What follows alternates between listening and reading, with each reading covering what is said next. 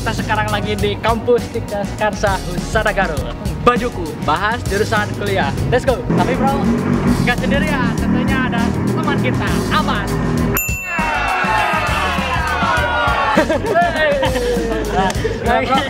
Assalamualaikum warahmatullahi wabarakatuh. Nah, kita ada konten terbaru nih dari Ruang Kampus, nanti ditayangin di channel YouTube. Namanya itu Bajuku. Ini bajuku, Mana bajumu? bahas jurusan. Nah, tentunya di bajuku ini kita akan bincang-bincang bersama. Nah, untuk hari ini kita akan bahas mengenai jurusan S1 Keperawatan. Nanti ada perwakilan dari jurusan S1 Keperawatan. Bro, nanti aja yuk. Let's go, let's go. Come on.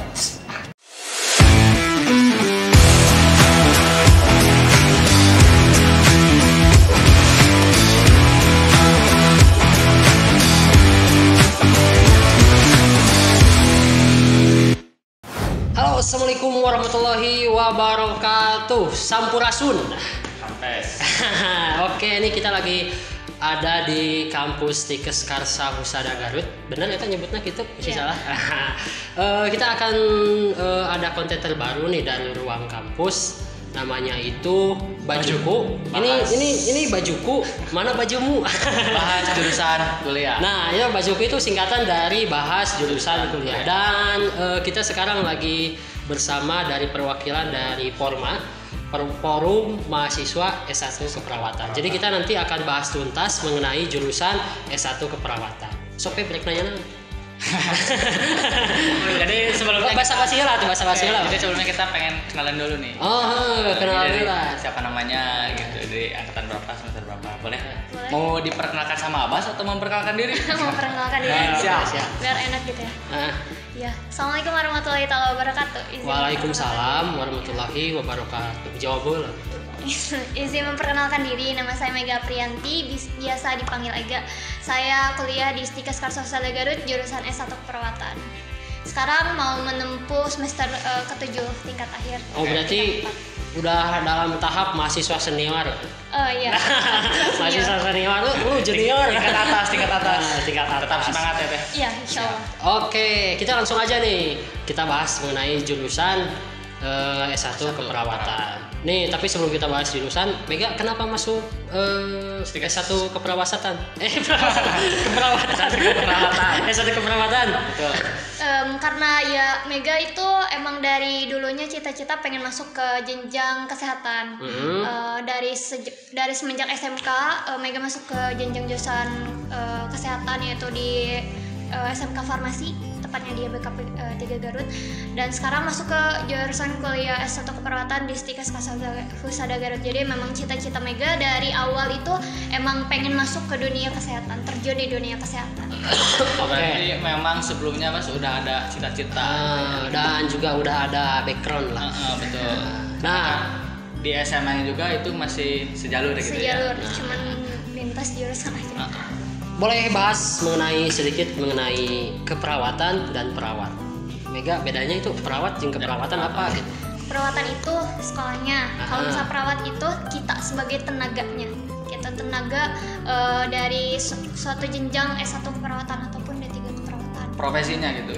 Iya, profesinya. Jadi kita sebagai tenaga kesehatannya yang memang jenjangnya itu ada di dalam satu naungan S1 perawatan ataupun D3 keperawatan. Gitu, Mas. Jadi, tapi bukan perawater ya, bukan. Mitos atau fakta perempuan yang ngambil jurusan perawat itu adalah calon istri idaman, bukan? Masya Allah. Mitos atau fakta. Mitos. Ya memang Mitos atau fakta gitu ya. itu menjadi apa ya? Menjadi bahan pertanyaan juga gitu. Pertanyaan pada kaum laki-laki gitu. Kebetulan orang buka kabogok perawat. Oh, pantas nih, pantas. Nah, coba deh ceritain apakah itu mitos atau fakta. Menurut mahasiswa dari keperawatan sendiri, komentarnya seperti apa? Menurut aku pribadi gitu ya. Ini menurut aku pribadi, mitos atau fakta itu mitos. Itu mitos banget. Jangan ada stigma bahwa perempuan yang masuk atau terjun di dunia perawatan itu menjadi calon istri idaman, enggak. Karena apa? Karena tingkatan dari suatu tingkatan dari sesuatu hal untuk menjadi seorang calon istri idaman itu tidak hanya berfokus pada jenjang atau karir di suatu profesi kayak betul, gitu. betul. Jadi nggak ada tuh kata lain dari calon istri idaman itu harus yang jurusan kesehatan ya, atau calon istri idaman itu harus di profesi keperawatan yang ada gitu, nggak ada stigma kayak gitu. Karena istri Rasulullah juga dia bukan dari jurusan kesehatan toh gitu, buktinya enggak kan. Gitu Bapak. Ini jawaban sangat tegas sekali nih. Jadi kedatangan Teh Mega juga menjadi kita tahu gitu ya, Benar, bahwa benar. kalau untuk mencari istri idaman itu nggak harus keperawatan gitu. Pas ya. Ikom juga bisa. Juga bisa. Ukurannya bahwa seorang istri idaman itu dilihat dari jenjang profesinya, nggak ada kayak gitu. Seperti itu. Oke, Abbas mau nanya lagi nih. Bedanya kan di Stikes Karsa Husada Garut ada S1 keperawatan, ada D3 keperawatan. Ini bedanya apa nih? Harus ada jenjang seperti itu. Kenapa gak semuanya S1, D3, D3? Oh. Bedanya apa sih? Kalau bedanya S1 keperawatan sama D3 keperawatan itu, S1 itu kan sarjananya, kalau D3 itu diplomanya. Diploma itu ditempuh selama 3 tahun, kalau S1 keperawatan itu ditempuh selama 4 tahun. Tentunya di S1 keperawatan itu kita harus melanjutkan studi lagi, Kang. Melanjutkan studi ke dimana jenjangnya itu ada jenjang profesi nurse yang disebut dengan profesi nurse kayak gitu. Setelah kita lulus dari S1 keperawatan itu harus wajib melanjutkan ke profesi nurse tentunya. Oh, kalau D3 mah gak wajib. Kalau ya D3 itu memang gimana ya? Jadi boleh saja melanjutkan tapi harus ke S1 dulu gitu. S1 baru profesi nurse kayak gitu, baru profesi nurse. Nah, seudah masuk langsung ke jenjang ke profesi nurse baru kita bisa dapat STR. Jadi udah S1 itu apa ya? Kalau misalkan kita nggak lanjut lagi kuliah ke profesi nurse, kita nggak bakal bisa dapat STR gitu. Tapi kalau dari segi materi, D3 keperawatan dan S1 keperawatan ada bedanya nggak? Ada. Kalau dari segi jenjang materi-materinya itu, kalau misalnya D3 keperawatan itu dikhususkan untuk dia itu langsung terjun ke lapangannya. Kayak misalkan ke pasien gitu ya, ke pasien. D3 itu kayak infus, kayak misalkan terus yang infus, terus nyuntikin obat dan sebagainya, itu yang terjun langsung itu D3 keperawatan. Kalau S1 keperawatan itu manajemennya, manajerialnya gitu. Nah, tapi tidak menutup kemungkinan besar juga S1 keperawatan juga mempelajari semua teknik dan semua skill tentunya dari mulai praktek sama teorinya itu dikukuhkan kedua-duanya gitu, dikuatkan kedua-duanya teori, antara teori dan praktek. Kalau D3 keperawatan itu dikhususkan untuk prakteknya gitu. Oke, tapi mending kene S1 Pep curang mah. Soalnya naon? Mending kene S1 biasana orang dalam mah sakti. Kan biasanya orang dalam mah sakti ya. Kalau biasanya gitu ya, S1 sama D3 itu kan maksudnya dalam satu kampus gitu. Nah, itu maksudnya ada ada gesekan ataupun tetap bersama-sama ataupun apa sih gitu yang menjadikan dari D3 sama S1 itu ada apa gitu maksudnya? Bedanya gitu enggak sih? Kalau misalkan kalau menurut pribadi mah antara S1 sama D3 itu sama-sama aja. Karena kita satu naungan yaitu di kesehatan gitu ya. Kita pelapor tenaga medis gitu terdepan gitu ya. Apa yang harus bisa mengolah manajemen kesehatan, manajerial dan lain sebagainya. Kayak gitu. Jadi memang tidak ada tolak belakang antara S1 keperawatan sama D3, kita sama-sama kita naungin bareng-bareng. Oke, ini Abbas mau nanya lagi nih. Apa yang bisa dibanggakan dari S1 keperawatan? Mau itu dari ilmu pengetahuan atau dari pelajaran atau dari keahlian? Orang mah anak S1 keperawatan, orang bisa iya gitu. Yang bisa dibanggakan S1 keperawatan. Ya mungkin kalau misal dilihat dari segi kita dari pembelajaran ya Kang ya, kalau sudut pandangnya dari segi pembelajaran kita paling unggul gitu, kita paling unggul karena kita dijejali oleh teori iya, dijejali oleh praktek iya gitu, berbeda dengan D3 keperawatan kayak gitu ya. Meskipun D3 keperawatan juga dijejali teori-teori, tapi tidak sebanding yang S1 keperawatan yang begitu banyak mulai dari A sampai Z itu digali tentang teori-teori keperawatan kayak gitu. Mungkin itu dari segi kita lihat dari segi pembelajaran atau teori gitu ya di keperawatan kayak gitu. Kalau misalkan dari jenjang pekerjaan mungkin ya S1 keperawatan ya namanya juga sarjana gitu ya, namanya juga sarjana S1 gitu, lebih unggul daripada yang D3 gitu ya kalau bisa dilihat dari jenjang pekerjaan, suatu pekerjaan kayak gitu. Oke. Kalau mengenai ini teh biasanya dalam jurusan itu ada yang namanya ciri khas gitu. Nah, dalam S1 keperawatan ini kultur budaya seperti apa gitu? Ada gak itu ciri khas yang bisa membedakan dari jurusan yang lainnya gitu? Kultur budaya atau ciri khasnya itu dari S1 keperawatan mungkin yang jurusan yang lebih unggul, bukan unggul maksudnya teh yang lebih diprioritaskan gitu, karena kita jurusan yang memang tertinggi gitu ya, sarjana gitu, satu-satunya sarjana gitu di sini gitu kan. Jadi otomatis yang D3 itu kan kayak adeknya mungkin gitu ya, kayak adeknya kayak gitu mungkin kayak gitu kan. Oke, nih Abbas mau nanya lagi nih. Sulitnya apa sih di jurusan S1 keperawatan, atau entah dari praktek atau mata kuliah, ada sulitnya ya?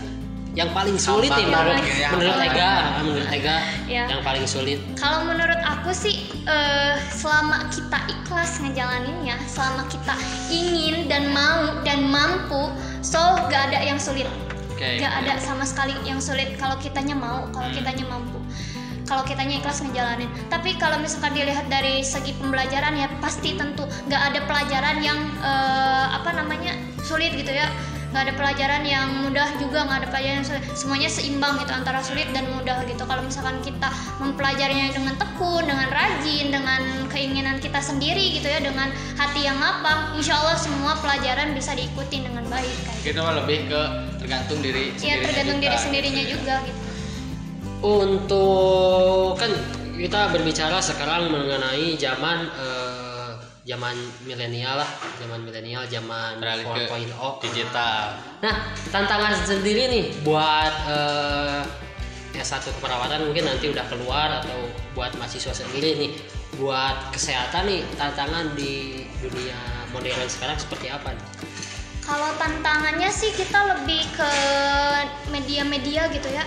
Segala sesuatu hal pasti disangkut pautkan sama media gitu. Iya. Sama media-media pembelajaran itu segalanya internet dan segalanya komputer dan lain sebagainya gitu ya. Kalau misalnya di jenjang keperawatan itu sendiri lebih ke lebih condongnya itu, lebih rumitnya itu kalau misalkan kita tidak mampu beradaptasi dengan zona-zona era 4.0 gitu.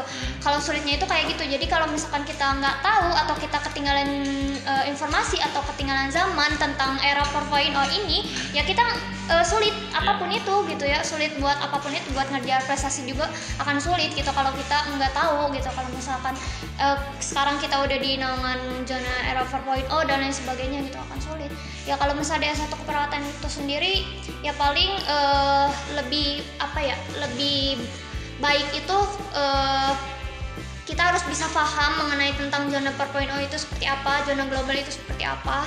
Jadi kedepannya kita bisa lebih memajukan suatu hal di dunia keperawatan itu lebih baik. Berarti kita harus bisa menyesuaikan diri juga gitu maksudnya ya. Ya. Karena memang tidak kita harus bisa terjun gitu ya maksudnya. Benar. Karena Mau gitu. kalau berbicara tentang zaman, mau gak mau pasti zaman itu pasti Harus berubah. kayak gitu, Ya. Oke nih, tadi kan berbicara mengenai kesulitan di S1 keperawatan nih. Apakah background, contoh nih, dulunya SMK, dulunya SMA, jurusan entah itu IPS atau IPA, apakah bisa cek bahasa Indonesia nama bisa seimbang dengan background mau menghadapi kesulitan ya, ketika masuk S1 keperawatan kan dulunya anak IPA atau IPS. Kalau anak IPA itu pasti sejalur gitu ya, karena mungkin itu dari mungkin jurusan IPS nih. Kalau jurusan IPS atau mungkin dari otomotif masuk ke S1 keperawatan gimana? Menyesuaikan apa enggak? Ya tentu menyesuaikan, karena di kelas saya juga ada berbagai macam jurusan yang masuk gitu ya ke S1, ke jenjang S1 keperawatan gitu. Yang dulunya SMK atau yang dulunya dari jurusan IPS ada yang masuk gitu. Ya kalau misalkan kita bisa mengikutinya tidak masalah, tidak jadi masalah, kita mulai lagi dari nol gitu ya. kita mulai lagi dari nol. Balik lagi ke poin yang tadi yang pertama, kalau misalkan kita ikhlas ngejalaninnya, kalau kita misalkan belajarnya dengan lapang, dengan mudah gitu, iya. Jadi mudah segala-galanya meskipun itu berbeda jurusan awalnya. Berbicara mengenai mata kuliah, ada mata kuliah yang paling ditakuti gak sama Ega? Oh ini mata kuliah tapi mengenai S1 keperawatan ya. Mata kuliah Entah yang itu killer. Bukan dosennya sih, tapi lebih ke kuliahnya. materi mata kuliahnya. Asigana, iya mah hesek pisan gitu. Biasanya kalau misalkan di teknik biasanya suka ada apa Bas namanya? Biasanya mah ada pemrograman itu paling seperti itu. males ya. Paling malas. Biasanya kalau misalkan di fakultas saya sendiri misalkan statistika gitu kan Ah. paling ngeri. Nah, kalau misalkan keperawatan sendiri ada enggak gitu? Seperti Ada, apa itu? iya ada. Kalau di jenjang S1 keperawatan, ini mah menurut aku pribadi yang aku takutin itu pelajaran gawat darurat. Wes, gawat Ya, darurat. gawat Non? darurat. Gawat darurat. Gawat darurat. Gawat darurat. Gadar. Tapi nggak Disingkat pakai unit sama- ya? Dadar, kalau dadar. Gadar, disingkatnya Gadar, gawat darurat. Pelajaran gawat darurat, di mana pelajaran itu tuh yang memang paling banget nakutin gitu ya, paling bener-bener nakutin banget, karena memang kita disigapkan untuk nolong orang secara langsung gitu ya, langsung terjun di sana. Orang-orang yang memang dalam kondisi gawat darurat banget gitu ya, harus ketolong, itu nyawa orang loh yang kita tolong gitu ya, bukan mainan gitu, bukan boneka gitu. Pertolongan pertama itu bukan? Iya, pertolongan pertama yang kita berikan kan itu ada teori-teorinya khusus gitu yang diberikan kayak gitu. Seperti ada orang yang contoh nih, ada yang pingsan. Ini prakteknya seperti apa nih? Harus diapain dulu nih? Ini kan pasti dibahas nih di S1 keperawatan. Ya kalau misalkan ada yang pingsan ya kita tolong, dibaringin gitu, atau misalnya pingsannya di tengah jalan, masa iya dibaringin di tengah jalan? Kan nggak mungkin, kita kepinggirin dulu gitu, ditolong, terus sirkulasinya coba diatur misalkan kayak gitu ya. Kalau misalkan emang nggak bangun-bangun nih, nggak sadar-sadar, takutnya kenapa ya, akalnya misalkan dingin dan lain sebagainya, itu langsung kita bawa ke rumah sakit kalau misalkan kita nemunya itu di jalan kayak gitu. Oke, bukan Ega. Tadi Pep, jangan panggil Mega, Ega. Mengenai pertolongan pertama nih, kan Abbas sering nonton film nih. Lima udah dewasa. Itu apa benar nggak? Kalau yang ngasih napas buatan itu benar nggak atau enggak? Yang ngasih nafas buatan, ya itu benar, memang ada yang ngasih nafas buatan, tapi terkadang di dunia film itu yang cara memberikan nafas buatannya itu yang salah gitu, dengan teori yang benar bagus seperti ya, benar apa gitu? ya banyak macamnya. Kalau misalnya mau kita ngasih nafas buatan gitu, ada mutu-mut gitu ya, dan lain sebagainya gitu. Kalau misalkan kita benar cara memberikan nafas buatannya, ya nggak jadi masalah. Tapi dalam S1 keperawatan ada dipelajari tentu. bagaimana caranya? Ya, dipelajari. Tapi itu yang napas buatan itu memang cara terakhirnya.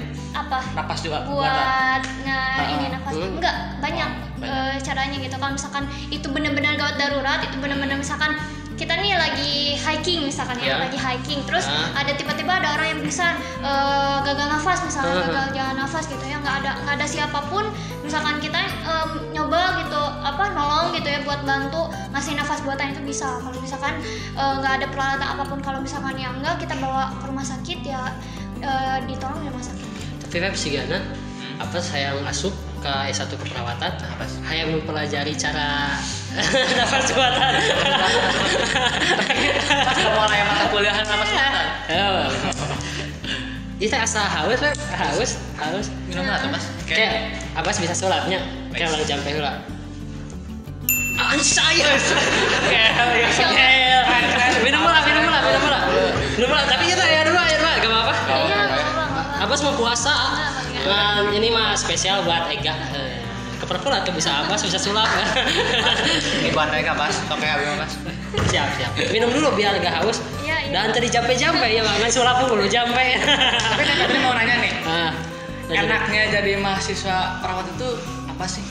Enaknya gitu? Enaknya jadi mahasiswa perawat itu Atau emang gak enak sama sekali?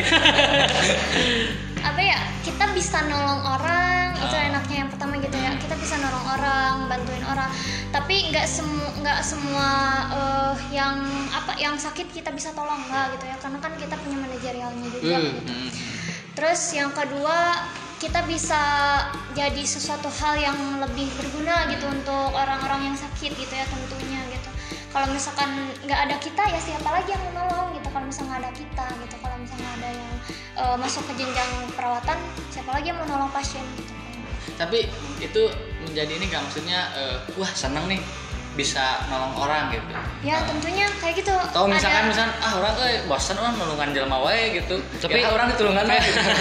Tapi hal yang paling membahagiakan itu bisa membahagiakan orang. Yang penting bisa bermanfaat. Nah, benar-benar. Tapi Ega, kalau berbicara mengenai perawat, apa resiko yang paling ditakuti tapi harus gak harus itu perawat harus terjun nih? Resikonya itu kita terjun di dunia hukum juga. Di keperawatan itu juga ada naungan hukumnya gitu ya. Kalau misalkan kita salah buat nolongin orang gitu ya. Kalau misalkan nih ceritanya aku mau nyuntikin orang tapi salah obat yang masuk. Terus si pasiennya misalkan jadi koma atau misalkan alergi jadi atau apa, ada alergi yang berlebihan misalkan kayak gitu kan kita bisa dituntut sama keluarga pasien, ataupun kita bisa ngebuat pasien jadi meninggal walau alam bisawab gitu ya. Kan kita bisa dituntut juga sama keluarga pasien. Ada hukumnya juga di jenjang keperawatan kayak gitu. Itu yang paling ditakutin di dunia keperawatan kayak gitu. Tapi Tega sendiri ada nggak maksudnya orang yang bisa memotivasi Tega, ataupun siapa sih motivator dunia ataupun siapa gitu? Ada, yang tentunya motivator yang pertama itu keluarga ya, orang tua khususnya. Tapi yang saya paling banggakan motivator dunia di keperawatan itu ada Rufaida Al-Ansariyah. Ada yang tahu Rufaida Al-Ansariyah? Tahu kan? Kalau Munir tahu. Itu tokoh ternama zaman Rasulullah SAW ya, tokoh ternama yang terjun di dunia keperawatan langsung sebelum Flores Nightingale.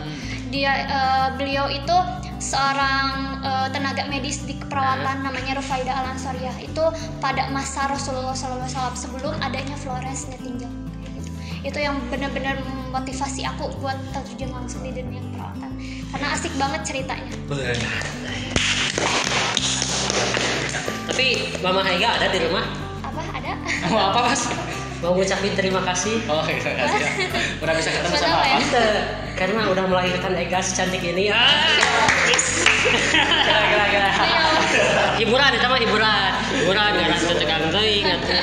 So Kalau mengenai ini nih prospek kerja keperawatan itu maksudnya ada nggak itu, maksudnya bisa masuk kemana aja gitu, atau bisa khusus untuk menjadi perawat? Kalau prospek kerja itu dunia keperawatan itu sangat luas ya, tentunya sangat luas.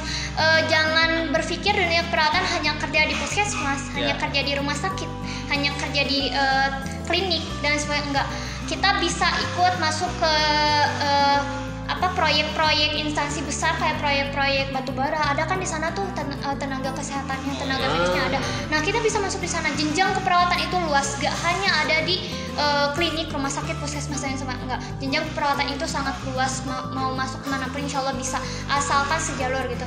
Itu juga di tempat yang penerbangan kayak gitu, tempat airport yang kayak gitu, itu ada khusus jenjang buat keperawatannya. Terus ada jenjang keperawatan. Dan itu lumayan sangat tergiur banget gitu ya buat sesuatu halnya gitu. Sangat besar banget. Kayak gitu. Feb, Pas pirah mah. tapi nanti boleh minta ya. Buat apa? Ya, buat apa? Merawat orang lain saja bisa, apalagi merawat Abas. skip. Tapi Ega kan ini S1 keperawatan nih, pasti dalam stigma masyarakat sekitar Ega nih, sekitar rumah Ega, anak mahasiswa perawat nih pasti bisa menyembuhkan atau bisa merawat. Apakah itu jadi beban buat Ega atau seperti apa? Enggak sih. Kan biasanya seperti gitu, seperti Abbas anak teknik, siapa anak teknik pasti bisa ngomean TV. Nah, hubungan anak Bisa ngomer. kan biasanya gitu kan. Nah ini beban buat Ega kan? Ega jurusan keperawatan.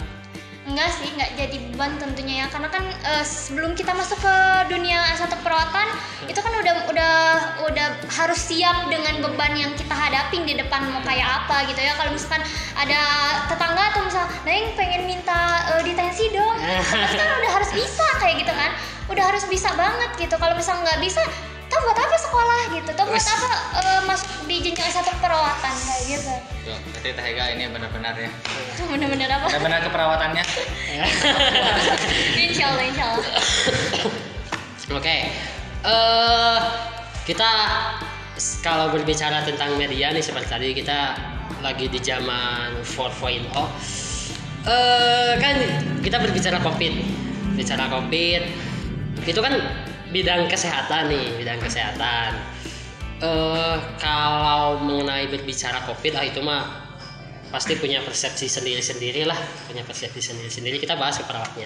Apakah ada ketakutan nggak dari Ega sendiri, kan jurusan kesehatan? Kalau ketakutan sih enggak ya. Gimana ya ngebahasnya? Kalau misalkan aku nih cerita udah lulus, kalau misalkan udah lulus otomatis dihadapin itu dengan situasi apapun gitu ya. Mau itu kita di tengah COVID, mau itu kita di tengah penyakit-penyakit lain gitu ya, yang mungkin nanti bermunculan ada, kita harus sudah siap dengan segala sesuatu hal gitu. Apapun itu resikonya gitu. Tapi kalau misalkan tenaga-tenaga medis lain yang khususnya di keperawatan itu sendiri gitu, otomatis kan mereka udah langsung terjun gitu ya, ngebantu pasien yang sudah terkena COVID-19, COVID-19 gitu. Itu memang ada resikonya besar, sangat besar sekali gitu, bisa terpapar juga gitu ya. Kalau misalkan kita nggak memakai APD yang lengkap, kita bisa terpapar juga misalkan kayak gitu.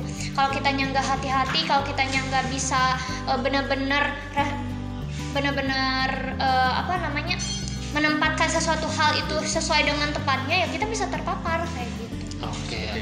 Ini Ega nih, the last terakhir mungkin kan. Kalau berbicara mengenai hal sesuatu itu gak ada yang sempurna kan? Pasti sesuatu ada positif, negatif. Nih sarannya nih buat atau semangatnya buat kampus sendiri, entah itu buat perawat yang lagi berada di garda terdepan atau buat teman-teman nih gitu. Kalau sarannya mungkin dari aku pribadi, bagi teman-teman yang udah terjun di dunia keperawatan itu sendiri, tetap semangat menjadi pelapor tenaga kesehatan yang paling baik di garda terdepan, mungkin kayak gitu ya. Tetap harus lebih memajukan dunia kesehatan lebih baik lagi, harus bisa memotivasi banyak orang lagi untuk bisa hidup lebih baik, lebih sehat dan lebih produktif kayak gitu, mungkin untuk yang sudah terjun di dunia kesehatan khususnya di S1 keperawatan.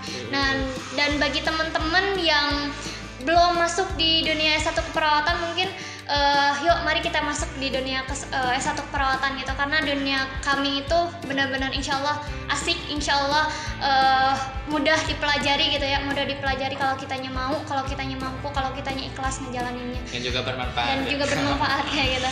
Keren. Ya, Mungkin ada ucapan-ucapan terakhir deh buat si ruang kampus atau ini konten pertama nih atau beneran apa calon-calon mahasiswa baru gitu. Ini spesial buat Ega, ini konten pertama bajuku. Iya, makasih banyak buat ruang kampus yang udah ngajak Ega, khususnya dalam program bajuku gitu ya. Dalam program bajuku sangat banyak bermanfaat banget gitu ya buat Ega, khususnya bisa membagi atau nge-share ilmu yang lebih banyak gitu kepada teman-teman yang belum tahu tentang dunia kesehatan khususnya di S1 keperawatan. Makasih banyak buat ruang kampus. Ya, mungkin ada buat calon-calon maba gitu yang mau masuk ke Stikas, coba deh gimana? Boleh. Untuk calon maba yang mau masuk ke Stikas, jangan lupa ikut pendaftarannya. Sekarang udah gelombang ketiga kalau nggak salah. Buruan daftar ke Stikas Karsa Husada Garut. Kami siap melayani kalian semua, insyaallah. Nanti ketemu sama Ega. Ya, nanti ketemu aku di tingkat 4 nih. Oke. Ini terima kasih sebelumnya buat Ega karena telah menyempatkan waktu di ruang kampus. Mungkin langsung aja pamit kita, Feb. Ini dari konten terbaru dari ruang kampus. Bajuku, ini bajuku, mana bajumu? Nah, ini jurusan kuliah. Saya Abbas, Saya Febri. Dan saya Mega Aprianti. Pamit undur diri, kami sampai jumpa pertemuan selanjutnya di Bajuku selanjutnya. Wassalamualaikum warahmatullahi wabarakatuh. Waalaikumsalam.